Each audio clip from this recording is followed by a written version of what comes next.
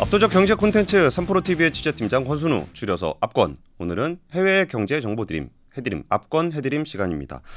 해드림은 코토라가 무역 수출을 지원하기 위해서 정보를 제공하고 있는 사이트인데요. 전 세계 128개 무역관에서 수집하고 분석한 생생한 현지 정보 리포트들이 매일매일 올라옵니다. 그중에서 우리가 좀 많은 분들이 관심 가질 만한 리포트를 읽어드리고 있는데요. 그리고 해외 시장 진출 단계별로 분석을 해놨으니까 거기에 비즈니스 하시는 분들에게도 많은 도움이 될 것 같습니다. 해외 경제 정보 드림, 해드림 한번 방문해 보시면 좋을 것 같습니다. 오늘은 두 가지 뉴스를 준비를 했어요. 하나는 세계 최대 인구 대국인 중국의 인구가 감소할 수도 있다라는 얘기고요. 두 번째는 그 플라스틱과 관련한 얘기예요. 인도와 태국에서 플라스틱 사용을 제한하고 있다는 얘기인데 여기서 굉장히 신산업이 육성되고 있는 그런 이야기들을 오늘 들려드리려고 합니다. 실제로 우리나라 화학사들은 플라스틱 관련해서 재활용하거나 뭐 이거를 다시 재생시키는 그런 사업들을 굉장히 많이 하고 있어요.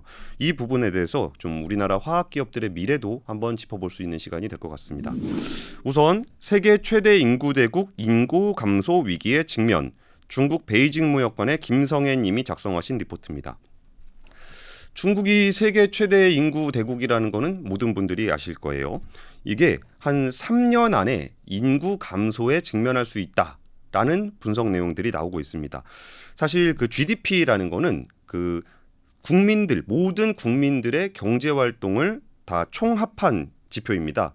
인구가 감소한다는 거는 생산 측면에서는 노동자가 감소를 한다는 거고 소비 측면에서는 소비자가 감소를 한다는 것이라 이게 인구가 감소한다는 거는 경제 성장에 있어서 굉장히 큰 걸림돌이 됩니다. 근데 이 부분에 대해서 그 지난 8월 1일에 중국의 보건당국에서 중국 공산당 그 이론지인 치우스에 기고문을 실었습니다. 정부 당국에서 기고문을 실었다라는 거는 뭔가 공식적인 멘트라고 볼 수도 있는데요. 중국 인구가 14차 5개년 기획 기간, 이게 25년까지거든요. 이 기간에 감소세로 전환될 것이라고 밝혔습니다. 정부 차원에서 중국 인구의 마이너스 성장은 기정사실이다라는 부분들을 인정한 겁니다. 사실 이게 굉장히 큰 의미가 있어요. 왜 그러냐면은 작년에 중국이 2020년 인구조사 결과를 발표를 하는데 이게 보통 1월 달에 발표를 하거든요. 근데 이거를 4월 달로 미루더니 그걸 또 한 달 뒤로 미뤘었어요. 그러면서 이거 분명히 지금 뭔가 인구 쪽에서 문제가 생겼구나라는 부분들을 감지를 하고 있었는데 이 부분을 중국 정부는 부인하고 있었습니다. 충분히 인구는 잘 성장하고 있고 산하 제한 정책을 풀었던 것이 효과를 발휘하고 있다. 이런 입장을 계속 보이고 있었는데 사실 중국의 통계라는 거는 조금 이렇게 맥락을 좀 같이 이해를 해줄 필요가 좀 있잖아요. 그러다 보니까 많은 전문가들은 중국의 인구 문제가 생각보다 심각한 것 같다라는 이야기들이 좀 나왔었습니다. 그리고 2020년 인구조사 결과가 발표가 됐던 게 5월에서야 발표가 됐는데 그 숫자가 좀 이상했던 거예요. 신생아 수가 1,400만 명에서 1,200만 명으로 줄었습니다. 1년에 태어나는 신생아가 그전에는 1,400만 명이었는데 1,200만 명으로 줄었어요. 근데 전체 인구는 1,200만 명이 늘어난 거예요. 그러니까 신생아가 1,200만 명이 태어났는데 전체 인구가 1,200만 명이 늘어났다라는 거는 사망자가 없다는 얘기죠. 이게 좀 이상하잖아요. 이런 부분들이 어떻게, 그리고 또 숫자가 신생아가 태어난 것만큼 어떻게 전체 인구 숫자가 늘어날 수가 있겠어요. 이거는 뭔가 숫자를 조작한 것 같은 느낌들을 다들 받았던 겁니다. 뭐 생각해 보시면 너무 단순한 문제죠. 전체 인구가 있는데 신생아가 1,200만 명이 태어났어. 그럼 거기서 사망자 숫자를 빼줘야 되는 거잖아요. 근데 전체 인구가 1,200만 명이 늘어나니까 이거는 좀 말도 안 되는 숫자다라고 봤던 겁니다. 그리고 또 하나 이상했던 거는 신생아 숫자가 줄었는데 14세 이하 어린이 비중이 늘었습니다. 아니, 신생아 태어난 인구가 줄었는데 어떻게 어린이 비중이 늘어날 수가 있겠어요. 이런 부분들도 좀 이상하다라는 생각들을 했었고 당시에 중국 정부는 2027년쯤 되면은 인구가 반전될 것이다 라는 기조를 유지하고 있었습니다. 아까 제가 이번에 발표한 자료에서 그 14차 5개년 기획 기간 이게 25년까지라 그랬잖아요. 그러면 이전에는 27년부터 반전될 거다라고 얘기했는데 이번에 발표했던 거는 25년으로 기간을 당긴 거죠. 이런 부분들이 이전에 뭔가 통계가 잘못됐던 부분들을 이번에 좀 인정한 셈이 된다라고들 보고 있는 겁니다. 여기에 더해서 중국은 인구 때문에 굉장히 많은 고민들을 하는데 여기에 꼭 이게 총량도 총량이지만 성비가 안 맞는 부분에 대해서도 굉장히 많은 고민이 있습니다. 아무래도 산하 제한을 하다 보면은 우리 유교권 국가에서는 그 남아선호 사상들이 있잖아요. 그러다 보니까 한 명을 낳으라 그러면은 남자아이를 낳는 경우가 많습니다. 이게 2명, 3명 되면은 뭐 딸 다음에 아들, 아니면 딸, 아들. 뭐 제 친구들 중에도 막 누나가 5명인 친구들도 있고 막 그런데 그러다 보니까 이게 남자가 굉장히 많아지는 일들이 생겨요. 그러다 보니까 이게 장가가기가 너무 힘들어지는 거죠, 남자들이. 그러면은 이 부분에 대해서 그 아들 가진 부모들도 굉장히 고민이 많아지고 거기에 대한 반발도 되게 심해지고 이런 부분들이 굉장히 예민한 부분이었고 이 부분에 있어서 또 인구가 줄어드는 부분들을 좀 인정하고 싶지 않은 거는 경제 성장과 관련한 것도 있지만 그동안 한 자녀 규제를 굉장히 오랫동안 1980년대부터 2010년까지 유지를 했는데 한 자녀로 산하 제한을 했던 그 정책이 잘못된 정책이다라는 것을 인정할 수밖에 없는 거고 여기에 더해서 2010년부터 산하 제한 정책을 점점 완화를 했는데 이 정책의 효과가 극명하게 나타나지 않았다라는 거. 정부 정책의 실패를 인정해야 되는 부분이기 때문에 인구 관련한 얘기는 중국에서 굉장히 꺼려하는 주제였습니다. 그러다 보니까 인구 통계 자체도 인정을 안 했었고 그거를 이번에 발표한 자료를 보니까 어느 정도는 인정을 하고 있었다라는 겁니다. 지난 7월 발표된 유엔의 세계 인구 전망 보고서를 보면은 2022년 기준으로 중국의 인구는 14억 2,600만 명입니다. 인도는 14억 1,200만 명이죠. 그러면은 중국이 한 1,400만 명 정도 더 많은 수치입니다. 이거를 유엔에서 분석을 하기로는 중국은 저출산 고령화가 굉장히 심해지고 있고 인도 같은 경우는 출산율이 지금도 높은 편이기 때문에 2023년이 되면 인도의 인구가 중국을 넘어서게 될 것이다 라고 전망을 하고 있습니다. 이게 그 전에 2019년만 하더라도 2019년 그 유엔에서 전망했던 것의 기준에는 2027년쯤 되면은 인도가 역전을 할 것이다 라고 전망을 했었는데 이거를 2023년 무려 4년이나 당긴 거죠. 그만큼 중국의 저출산 문제가 생각보다 훨씬 더 심각하다라는 얘기로 할 수 있을 것 같습니다. 이번에 발표된 중국 국가통계국이 발표한 2021년 말 중국의 총 인구는 14억 1260만 명입니다. 그리고 전년 대비 48만 명 증가한 데 그쳤어요. 그게 이전에 굉장히 높은 수치, 인구 수치가 높았는데 이번에는 증가율이 고작 0.03%밖에 안 된다라는 거. 물론 이것도 의심하시는 분들이 많아요. 분명히 중국의 인구는 이미 줄어들고 있다라고 분석하시는 분들도 많은데 중국의 공식 통계에서는 이거보다는 그래도 증가세가 유지되고 있다라는 기조는 가져가고 있지만 이전에 발표했던 수치에 비해서는 굉장히 작다라는 거를 이번에 공식적으로 발표를 했습니다.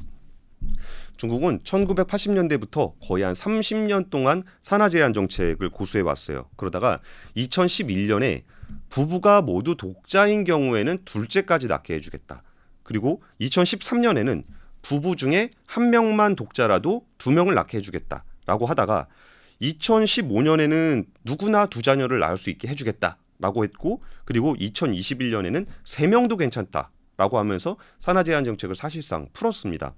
그럼에도 불구하고 출생아 수는 2자녀 정책이 시행된 첫 해인 2016년에만 1,700만 명으로 살짝 반등을 했다가 이후에 계속 최저 기록을 경신하고 있고 2021년에는 1,000만 명대까지 떨어져 버렸습니다. 그리고 고령화도 굉장히 심해지고 있는 상황인데요. 저출산이 된다라는 거는 인구 비중적인 측면에서 사망률은 점점 낮아지고 있기 때문에 그러니까 사망 연령이 점점 높아지고 있기 때문에 고령화 속도가 빨라질 수밖에 없습니다. 그랬을 때 2021년에 65세 이상 인구 비중이 14%를 넘어섰는데요. 이 14%의 기준이 왜 중요하냐? 고령사회의 기준입니다. 그럼 중국도 2021년부터는 고령사회에 진입을 하게 된 거고요. 인구수로만 보더라도 2억 명이 넘어섰습니다. 그리고 여기서 또 하나 중요한 인구지표, 생산가능 인구. 생산가능 인구라는 거는 청년층, 그러니까 일을 할 수 있는 계층인데 여기가 그 경제 성장률에서 굉장히 중요한 지표입니다. 그런데 생산 가능 인구가 이미 2013년부터 감소세를 이어오다가 2019년에는 전체 인구 중에 10억 명 이하로까지 떨어졌고 이 추세는 좀 더 빠르게 진행이 되고 있습니다. 이걸 두고 중국에서는 미부선로라는 말을 써요. 부자가 되기 전에 너무 늙어버렸다라는 표현인데요. 원래 그 기존의 다른 나라들과 비교를 해봐도 선진국으로 갈수록 인구가 감소하는 거, 인구 증가율이 떨어지는 거는 일반적인 패턴입니다. 그리고 선진국이 되면 그동안 그 쌓아왔던 자산을 통한 경제 성장과 기술의 발전을 통한 어떤 인구 감소의 생산성을 기술이 좀 이걸 메이크업하는 그런 형태들을 보이고 있는데요. 그러면서 경제 성장률이 좀 낮아지긴 하지만 그래도 안정화되는 추세를 가는 것이 인구와 성장률의 일반적인 패턴입니다. 그런데 중국 같은 경우는 중국의 도시 인구의 1인당 가처분 소득, 그러니까 GDP로만 보면은 미국에 이어서 2위지만 1인당 가처분 소득은 한 7,500달러, $10,000도 안 됩니다. 거기에 더해서 경제 발전 수준이 조금 낮은 농촌 같은 경우는 농촌까지 합산한 전체 그 1인당 그 가처분 소득을 보면은 5,540달러에 불과합니다. 그러니까 고령화를 맞기에 아직까지 부자가 되지 못했다. 이거를 미부선로라는 표현으로 하고 있는 거죠. 사실 그 경제 성장의 동력인 인구 감소는 중국으로서는 굉장히 뼈아픈 그 상황입니다. 그래서 중국 정부 같은 경우도 저출산 고령화에 대한 정책들을 강화를 하고 있습니다. 지난 8월 16일에 국가건강위를 비롯한 17개 정부 부처가 세자녀 출산을 유동하기 위해서 재정, 사회보장, 교육, 주택, 취업 지원, 임산부 건강 돌봄까지 약 20여 가지의 구체적인 정책을 발표를 했습니다. 하지만 우리도 잘 아시다시피 이게 저출산 정책은 단기간에 출생아 숫자를 늘려주지 않아요. 이게 우리의 삶이 행복하고 우리 아이들의 삶도 행복할 거다라는 기대가 있을 때 오히려 이 출산율이 저출산에서 반등하는 모습을 좀 보이고 있는데요. 사실 중국 같은 경우는 급등하고 있는 집값 그리고 생활비, 과도한 육아 부담 등 때문에 젊은 층이 아이 갖기 꺼려하는 현상이 공공연하게 일어나고 있습니다. 여기에 더해서 부동산 경기 침체 때문에 지방 정부의 재정 상황이 굉장히 악화되고 있는데 이 말은 뭐냐? 그 저출산 정책에는 꽤 많은 재정이 필요한데 지방 정부가 어떤 부동산 경기가 침체되면서 여기에 사용할 재원이 굉장히 떨어지고 있다는 거예요. 그래서 재정 여력이 부족하다는 평가를 좀 하고 있습니다. 이 가운데서도 이제 코트라 같은 경우에는 수출 기업들에 대한 어떤 솔루션, 시사점들을 제시를 하고 있는데요. 이게 일단 영유아용품 같은 경우에 신생아 숫자가 줄어들고 있기 때문에 좀가 차별화된 상품 그리고 새로운 채널들을 개척해야 된다라고 조언을 하고 있고요. 그리고 이제 고령화, 1인 가구가 늘어난 것에 맞춰 실버 시장이라든지 싱글 경제에 대한 기획 마케팅 등을 좀 활용해 보면 좋을 것 같다라는 시사점을 줬습니다. 사실 그 인구 감소 문제는 남의 얘기로 들리지 않죠. 최근에 우리나라도 국가인구 통계를 발표를 했는데요. 2분기 합계 출산율이 0.75명. 2분기 기준으로 역대 가장 낮았습니다. 여기에 더해서 혼인 건수도 4만 7천여 건으로 2분기 기준으로 역대 제일 낮았습니다. 2분기는 사실 그 5월의 신부, 결혼식이 참 많은 계절인데 그럼에도 불구하고 혼인 건수도 많이 줄었어요. 14분기 연속 감소를 하고 있습니다. 참 결혼하고 사랑하고 아이를 낳아 행복하게 산다라는 것이 이제 과거의 레토릭이 된 걸까? 아니면 우리는 더 이상 미래에 대한 희망과 우리 아이들이 행복하게 살 수 있는 그런 미래를 기대하기가 좀 어려워진 걸까? 라는 생각들을 하니까 굉장히 씁쓸하다는 생각이 들었습니다. 치열한 경쟁으로 이렇게 경제가 성장하는 것도 좋지만 정말 미래가 없는 사회라고 한다면 그 사회가 결국 저출산 사회로 가고 고령화 사회가 되고 결국은 우리가 추구했던 경제 성장까지 이걸 가로막게 된다는 사실을 볼 때 이 저출산 관련한 문제에 대해서는 좀 더 심각한 고민이 필요하지 않을까라는 생각이 듭니다. 이번에는 플라스틱 얘기를 해보려고 해요. 우리나라에서도 뭐 플라스틱 빨대, 플라스틱 사용 그리고 비닐봉지 플라스틱 백이라고 하죠. 비닐봉지를 사용하기가 조금씩 제한이 많아지고 있다는 것을 조금 인식하고 계실 텐데요. 11월 24일부터 매장에서 일회용 종이컵, 그리고 일회용 플라스틱 빨대를 사용할 수 없게 됩니다.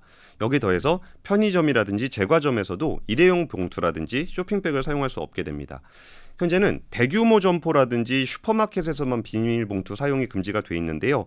이제는 소매점에서도 사용을 할 수 없게 됩니다. 여기 더해서 그 대규모 점포에서는 우산 비닐 있죠. 비 오면은 거기 그 빗물 떨어지지 말라고 하는 그 우산 비닐도 사용이 제한이 되고요. 우리가 그 야구 경기 같은 거 하게 되면 이제 일회용 응원 도구들 있잖아요. 이런 것들도 이제 사용할 수 없게 됩니다. 이 플라스틱을 사용하지 못하게 하는 것에 대해서 좀 소비자들이 불편이 있는 건 사실인데요. 이거는 사실 좀 글로벌 트렌드기도 하고 이 글로벌 트렌드에 맞춰서 또 어떤 산업들을 좀 눈여겨봐야 되는지 그 얘기를 좀 해보려고 해요. 오늘 이번에 발표드릴 그 리포트는 태국의 탈플라스틱 정책 현황이라는 제목으로 방콕무역관의 박재원 님이 작성하신 리포트입니다.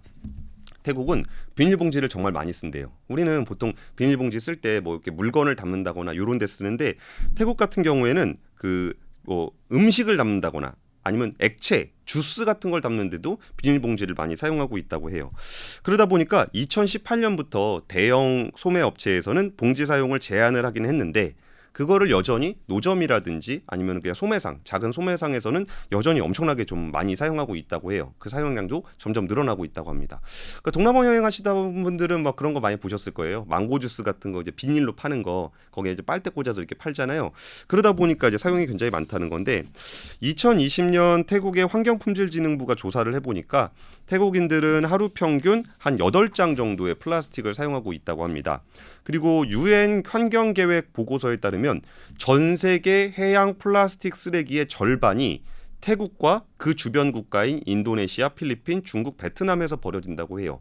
이게 정말 해양 쓰레기는 우리가 인류가 웬만하면 얘기하고 싶어하지 않는 그런 주제예요. 왜냐하면 우리가 쓰레기를 어떻게 처분을 해야 되느냐도 굉장히 골치 아픈 문제고 그리고 해양에 이미 많이 버려져 있는 플라스틱 녹지도 않고 썩지도 않는 그 플라스틱을 우리가 어떻게 처리해야 될지도 좀 자신이 없습니다. 그러다 보니까 수많은 환경 관련한 얘기를 하고 있지만 해양 플라스틱 관련한 얘기는 조금은 좀 쉬쉬하는 경향이 좀 있거든요. 이 부분들에 대해서 우리는 결국은 문제를 해결해야 되고 여기에 대한 대책이 좀 필요한 상황입니다. 태국은 국가 플라스틱 쓰레기 관리 로드맵 2018에서 2030을 통해서 플라스틱 규제 계획을 가지고 있어요. 백화점과 대형마트, 편의점과 프랜차이즈식 음료 업체 등은 이미 시행이 되고 있고요. 2022년부터 두께가 36 마이크론 이하인 플라스틱 봉지와 플라스틱 스티로폼 음식 포장 용기의 사용이 금지돼 있습니다. 자, 저희도 이렇게 뭐 이렇게 배달 음식 시켜 먹으면 진짜 플라스틱 쓰레기가 너무 많이 나와서 정말 좀 민망할 정도입니다. 이게 정말 죄 짓는 느낌이 들어요. 와, 우리가 밥 한 끼 먹자고 이렇게 많은 플라스틱을 버려도 되나? 라는 부분들이 좀 고민도 되고 해서 저는 그러니까 뭐 죽을 사다 먹는다거나 뭐 국물을 사다 먹는다 이런 분들이 좀 가까울 때는 집에 있는 냄비를 좀 가져가기도 하는데 이게 뭐 유난 떤다라기보다는 플라스틱이 너무 많이 나오다 보니까 마음이 너무 무거운 거예요. 그래서 이 부분들에 대한 어떤 대안들 그리고 플라스틱 사용을 제한해야 된다는 거는 전 세계적인 흐름인 것 같아요. 6월에는 플라스틱 식품용기 규정을 개정해서 플라스틱 을 사용할 수 있는 원료에 대한 내용도 추가를 했고요. 그러니까 식품용기에 사용할 수 있는 재활용 플라스틱에 대한 기준을 만들었습니다. 이게 왜 그러냐면 식품 같은 경우는 안전이 굉장히 중요하기 때문에 플라스틱을 그냥 재활용하는 그랬을 때 뭐 유독한 물질이 나올 수도 있고 아니면 좀 더러운 상태로 될 수가 있기 때문에 여기에 대한 기준을 마련을 해서 2차 재활용 플라스틱, 물리적 처리, 플라스틱 처리는 그런 게 있어요. 1차적으로 그 플라스틱을 그냥 깨끗하게 닦아서 쓸 수 있는 그런 부분들, 뭐 세척을 해서 쓸 수 있는 부분이 있고 물리적 재활용이라고 해서 이거를 막 쪼개고 이렇게 탁탁탁 쪼개가지고 뭐 녹인다거나 이렇게 해서 만드는 2차 재활용을 할 수가 있습니다. 3차 재활용은 이 플라스틱을 아예 그 화학적으로 원소 단위로 분해를 해서 다시 재생을 시키는 그런 방식이 있는데요. 근데 아무래도 여기서 약간의 좀 위험이 있다라고 보는 거는 아까 2차 재활용, 이렇게 물리적으로 가공하는 부분에 대해서는 이게 식약청의 허가를 받도록 했습니다. 코트라는 순환경제적인 규제들이 이제 태국 정부라든지 소비자들의 관심이 높아지고 있기 때문에 우리나라 기업들도 인도도 재활용 플라스틱 원료를 사용하고 과대 포장을 지향하면서 플라스틱 감축 노력을 해야 된다라는 얘기를 하고 있어요. 우리가 태국에서 비즈니스를 하려면은 재활용 플라스틱에 대한 준비를 철저히 해야 된다라는 부분들에 대한 얘기를 하고 있습니다. 그리고 플라스틱과 관련한 정책에 있어서는 인도 같은 경우가 생각보다 규제 수준이 굉장히 높아요. 이 리포트는 인도 일회용 플라스틱 제품 사용 제한 법안 시행 이라는 제목으로 인도 콜카타 무역관의 박병국님의 리포트가 작성이 됐습니다. 인도는 2022년 7월 1일부터 일회용 플라스틱 사용을 제한하는 법안을 시행을 했습니다. 법으로 만든 거예요. 좀 특이한 게 CSPCB라는 거 있는데 여기를 통해서 일회용 제품 생산자에게는 원자재 공급을 제한한다라는 규제가 시행이 돼요. 그러니까 일회용 플라스틱을 만드는 업체한테는 원료 공급을 아예 안 해버리겠다는 거예요. 와, 저는 이게 플라스틱 사용을 소비자 단에서 제한하는 얘기들은 뭐 다양한 국가에서 시행되고 있고 우리나라에서도 시행이 되고 있는데 일회용 플라스틱을 만드는 업체에게는 원재료 공급 자체를 안 하겠다. 이 공급망 자체를 아예 없애버리겠다라는 정책이 굉장히 좀 파워풀하다라는 느낌을 좀 받았습니다. 인도는 그 모디 수상의 정책적 목적에 따라 2022년 올해까지 일회용 플라스틱 제품을 거의 퇴출시키겠다라는 계획을 가지고 있는데요. 인도 환경부는 올해 1일부터 활용도가 낮고 잠재적 오염도가 높은 일회용 플라스틱 제품에 대해서 제조, 수입, 보관, 유통, 판매, 사용을 금지하고 있습니다. 9월 30일부터는 두께가 75 마이크론 미만 제품에 대해서 이 똑같이 제조, 수입, 판매, 사용을 금지할 계획이고요.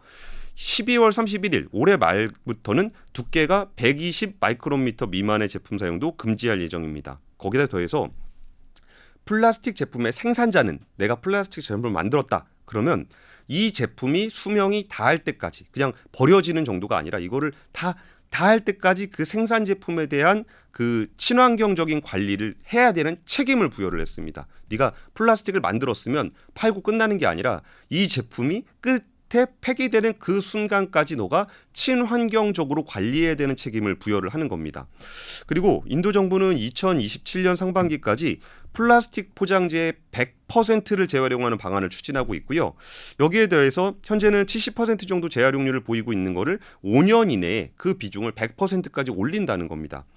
이거 굉장히 좀 파워풀하고 강력한 정책이에요. 이거를 관련해서 제가 이제 관련 업계 분들한테 물어보니까 와, 이게 일단 1번 맞아. 그 정도로 강력하게 해야 생태계가 변하지. 워낙 우리한테 플라스틱 사용에 익숙해져 있고 이 편의성 그리고 비용이 낮은 측면을 대체하기가 굉장히 어려운데 정부가 이렇게까지 정책을 해야만 바뀔 수 있다라는 게 있고 와, 근데 할 수 있는 거 맞아? 라는 얘기들이 그쪽에서 공공연하게 나오고 있다는 거예요. 그래서 인도 같은 경우도 이게 지금 안 쓰는 정책을 지키는 거, 플라스틱 사용을 제한하는 정책을 지키는 것도 소비자 불편등을 고려했을 때 굉장히 어려운데 과연 이를 대체할 수 있는 산업이 육성이 돼 있냐, 이 생태계가 만들어져 있냐도 굉장히 큰 어려움이에요. 그리고 이 대체할 수 있는 상품이 없으면 산업 생태계가 약해지는 측면이 있고 산업 생태가 약해진다는 거는 경제 성장 그리고 고용 일자리가 많이 줄어든다는 얘기죠. 그리고 대체가 안 되면 예를 들어서 우리가 플라스틱 빨대를 사용하지 않는다고 해서 그러면은 종이 빨대를 쓰자라고 하는 것까지는 그냥 어느 정도 불편하긴 하지만 어느 정도 받아들이겠다 할 수 있겠죠. 근데 종이 빨대가 없다면 어떡하죠? 이런 문제가 걸리는 거예요. 실제 인도에서도 인도의 한 음료 업체가 일회용 플라스틱 빨대를 종이 빨대로 대체하려는 그 계획을 가지고 슈에즈를 하고 있는데 물량 확보가 안 되는 거예요. 종이 빨대를 구할 곳이 없어요. 그렇게 문제가 생기고 이게 정부는 사실 인도 정부 같은 경우는 업체가 준비할 시간이 어느 정도 있다라고 판단을 했던 건데 코로나19 때문에 공급망이 좀 원활하지 않고 생산이 잘 안 되다 보니까 물량을 구하지를 못하게 되는 거예요.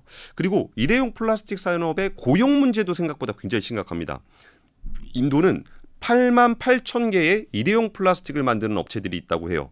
그리고 여기가 고용하고 있는 인력이 100만 명인데 일회용 플라스틱 생산자가 일회용 플라스틱을 못 쓰게 사용하게 되면 한 100만 명의 일자리가 사라지는 문제가 된다는 거죠. 그래서 음료업계 CEO 같은 경우에 아직 인도가 국내에서 종이 빨대를 만들 수 있는 곳이 없다.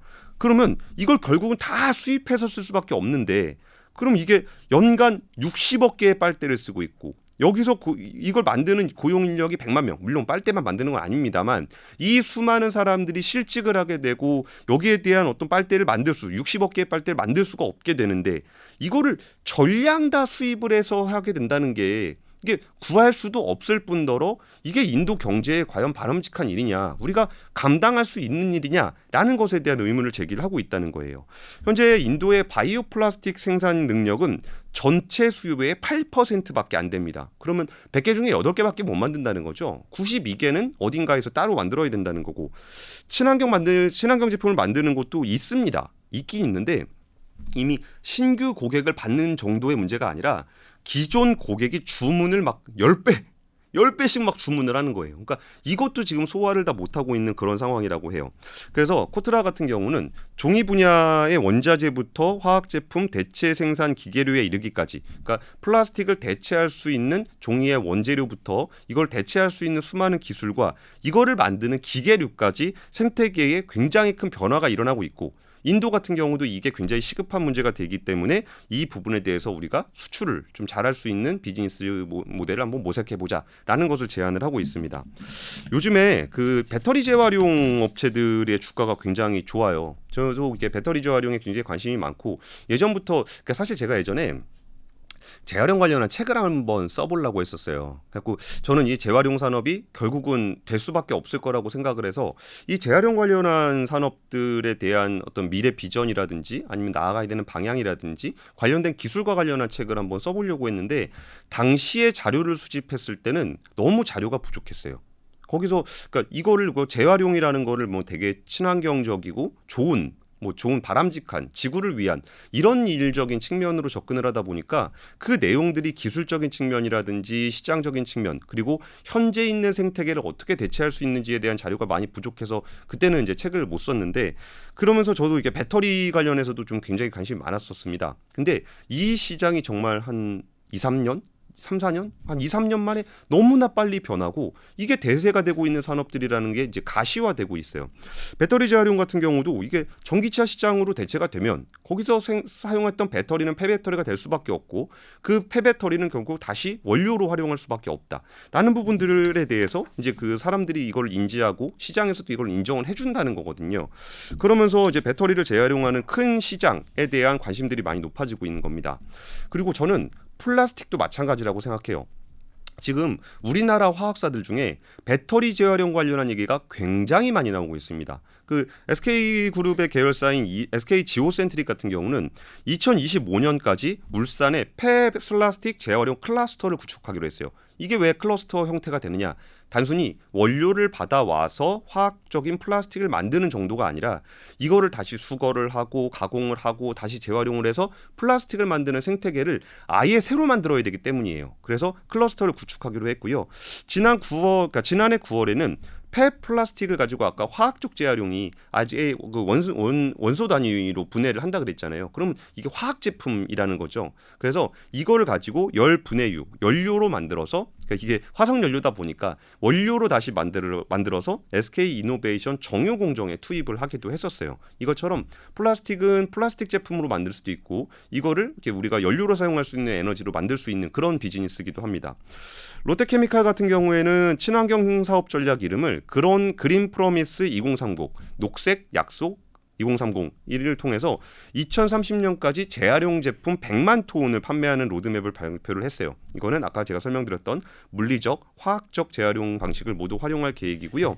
이게 또 되게 중요한 포인트 중에 하나가, 지금 화학회사들은 원재료를 석유에서 받아오고 있지만 지금 이제 재활용 플라스틱이 되려면 우리가 재활용을 해야 됩니다. 그러려면 재활용의 분류가 좀 잘 돼 있어야 되고 이 산업 규모가 굉장히 커야 되고, 아직까지 전입미답의 단계예요. 우리는 정말 그 사용하는 수많은 플라스틱 중에 정말 극히 일부만은 재활용하고 있고 이거를 사용하고 있기 때문에 이 생태계를 다시 만들어 가야 되는데, 여기서 갈등 요인들도 굉장히 많아요. 기존의 재활용 업체들도 있고 새로 만들어지는 스타트업도 있고 이 시장에 진출하고자 하는 대기업도 있고, 대기업 입장에서는 기존에 있는 산업군이 너무 작기 때문에 이걸 훨씬 더 효율화시켜야 되고 비용도 훨씬 낮춰야 돼요. 그래야 플라스틱을 대체하려면 지금 저가로 만들어지고 있는 플라스틱만큼 비용을 낮춰야 되거든요.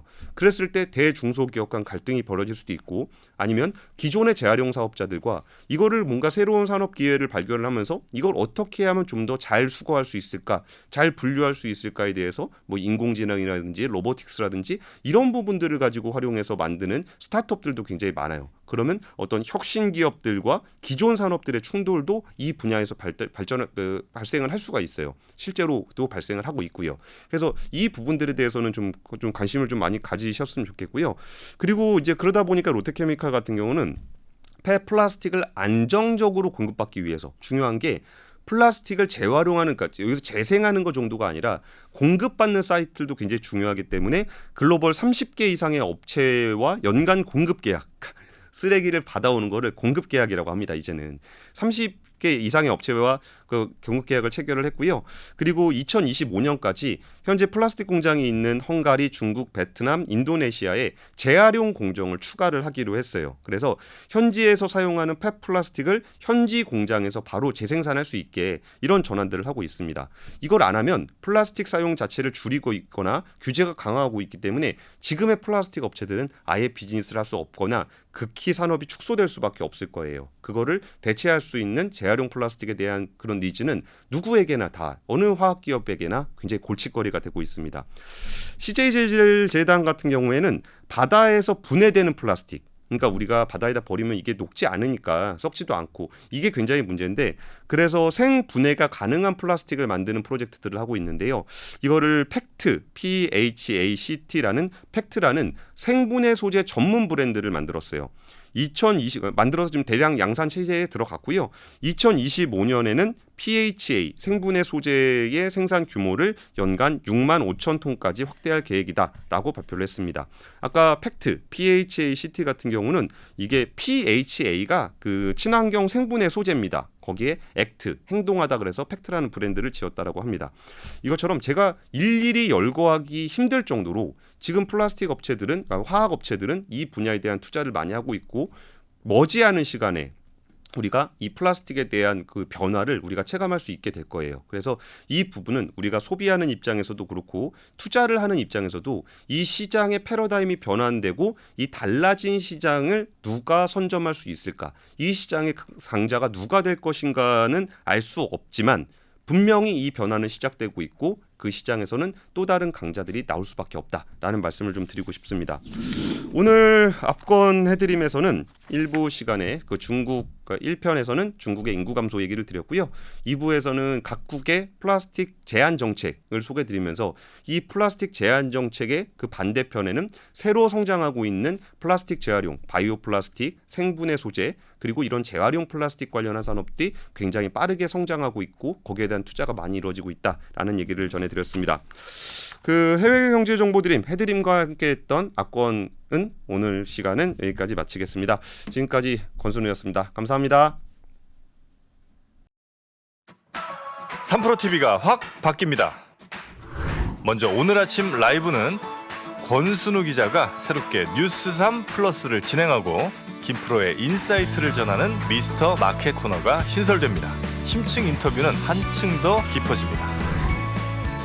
퇴근길 라이브는 여도운 앵커가 합류해 저 정프로와 함께 월요일부터 목요일까지 진행을 하고요. 이상한 형제들 강환국, 박근영, 강박 브로더스가 금요일을 책임집니다. 그리고 매일 한 기업씩 깊이 해부해드리는 시간을 마련했습니다. 글로벌 라이브는요, 최홍석, 장희성, 기존 MC의 미국 주식 최강자 장우석 부사장이 합류, 최고의 진행조합을 구성합니다. 더 빠른 대응과 더 깊은 분석으로 매일 새로워지는 3프로TV, 앞으로도 많은 시청 부탁드립니다.